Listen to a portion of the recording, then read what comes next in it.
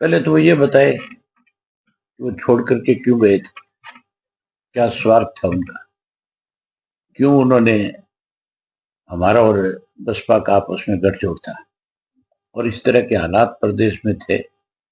हर Indian national Lokdal party के कार्यकर्ता के मन में ये बात थी कि अब की बार हम सत्ता में आएंगे, राज बनाएंगे। इन्होंने अनुशासनहीनता क्यों करी और क्यों उस हमारी चौधरी देवलाल के सम्मान दिवस के ऊपर सारा ड्रामा रचा। फिर ये पार्टी छोड़ करके भागी, किसके इशारे पे भागे, क्यों भागे, इस बात को भी स्पष्ट करें। ये सारी चीजें स्पष्ट करने के साथ साथ,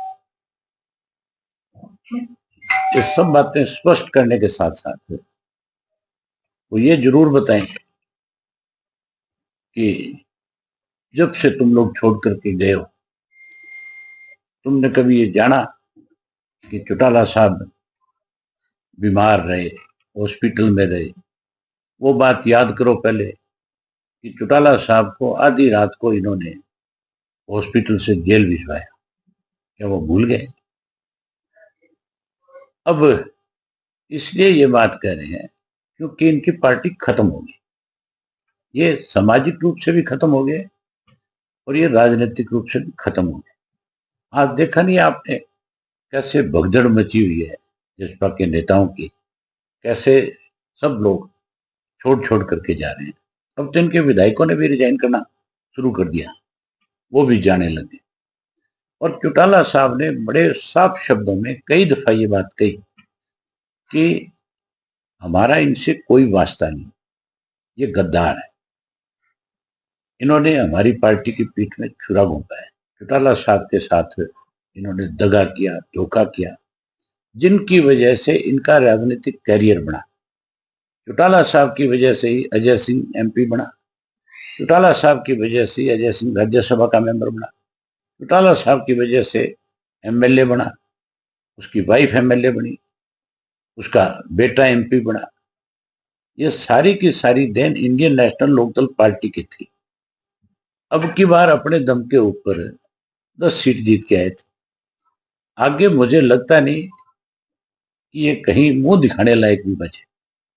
ये नॉमिनेशन फाइल करने से भी डरेंगे, इनको ये डर रहेगा कि तुम्हारी जमानत नहीं बचेगी। जो ये कहते थे रोजाना कि एक एक थी इनेलो, लोग ये कहेंगे।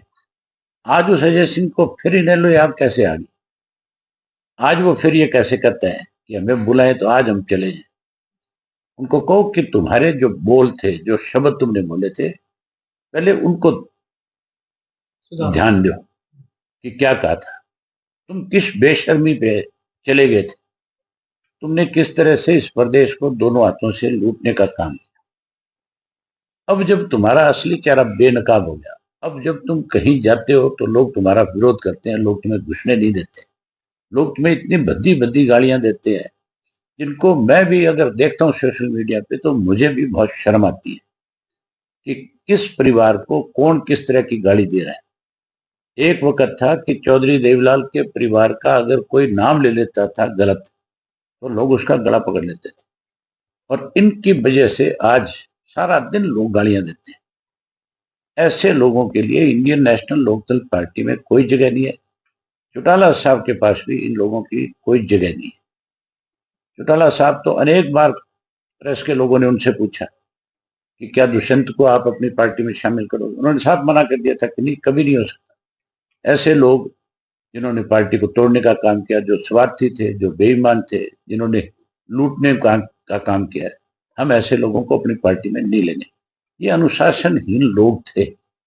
ये नई बात थोड़ी थी अजय सिंह के लिए, ये तो बहुत पहले से इस तरह की चीजों में इन्वॉल्व था।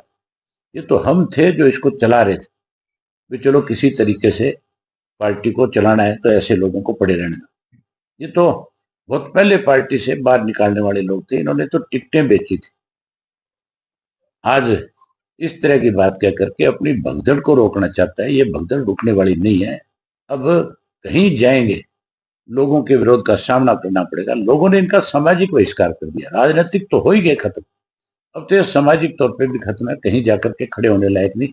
क्योंकि इन्होंने चौधरी देवीलाल को, जिस आदमी ने बहुत बड़ा नाम कमाया था, ये उस पर कलंक है, ये उसका फोटो लगाते हैं, इनको अधिकार नहीं है। अब इनको चौधरी देवीलाल का फोटो हटा देना चाहिए।